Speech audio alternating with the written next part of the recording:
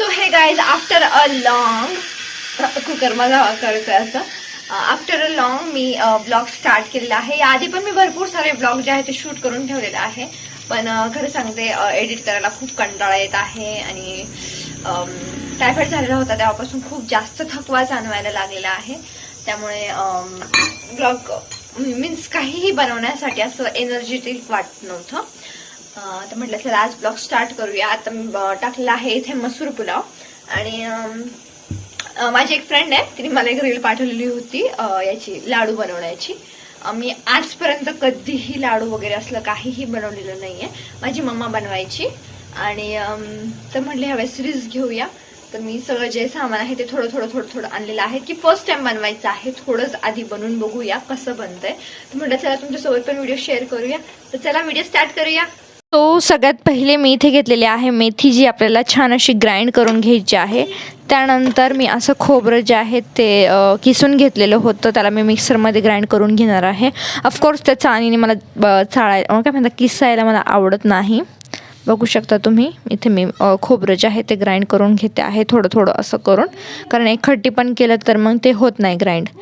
आणि इथे आम्ही क्वांटिटी थोडीच ठेवलेली आहे, फर्स्ट टाइम होतं त्याच्यामुळे. इथे मी टाकलेलं आहे तूप कढईमध्ये आणि मी माझे बदाम, काजू आणि मगजबी वगैरे जे होते ते शॅलो फ्राय करून घेत होते, जेणेकरून त्याची जी पावडर आहे ती अशी मस्त क्रिस्पी होणार होती.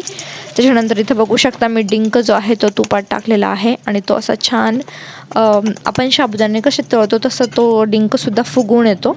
बघा तुम्ही असा फुगून आलेला होता. त्यानंतर मी परत एकदा टाकलेलं होतं तूप. त्या तुपात मी टाकलेलं होतं गव्हाचं पीठ, जे आपल्याला परत असं गव्हाळ रंगावर शॅलो फ्राय जे आहे ते करून घ्यायचं होतं.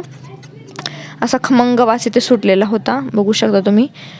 आता इथे मी डिंक जे आहेत त्याला ग्राइंड करून घेणार होते. आता इथे बघा मी बटन चालू न करता करत होते. आता मी जे आहे त्याची पावडर करून घेतलेली आहे डिंकाची.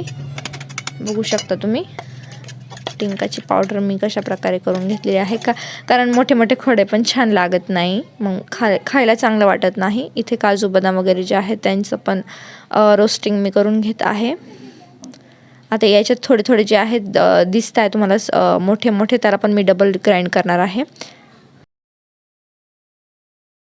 इथे घेतलेलं आहे खोबरं, त्यानंतर डिंक, किशमिश आणि ती ग्राइंड करून घेतलेले जेवढे प्रोडक्ट होते तेवढे सगळे. इथे हे बोलत होते की थोडेसे मणुके जे आहे आपण कट करून घेऊया, खूप मोठे पण चांगले लागत नाही. इथे मी तूप तापवत होते आणि त्याच्यात मी सोडत आहे थोडं करून गुळ, काळं आणि असं नॉर्मल चिक्कीचं दोघंही गुळ जे आहेत ते घेतलेले होते. आता सगळे इन्ग्रेडियंट जे आहे ते मिक्स करत होतो. खारीक जे आहे त्याची पावडर घेतलेली होती ब्राऊन कलरची, हे जे ओतता आता ते बघू शकता तुम्ही. इथे ते व्यवस्थित मिक्स करत होते. मी गरम केलेला गूळ थोडा करून त्याच्यात टाकत होते, बघू शकता तुम्ही. आणि ते मिक्स करत होते. गुळाचा चटका खूप डेंजरस लागतो, हळूहळू ते मिक्स करत होते. त्याच्यानंतर इथे तूप तापत होते मी, कारण तूप अजून टाकून लाडू बांधायचे होते. इथे बघा हे कशा प्रकारे लाडू बांधत आहे आणि मी इथे तुम्हाला सांगत आहे की मला एकही लाडू बांधता येत नाही आहे. सगळेच्या सगळे लाडू यांनीच बांधलेले आहेत आणि अशा प्रकारे आमचे जे लाडू आहेत ते झालेले आहेत रेडी.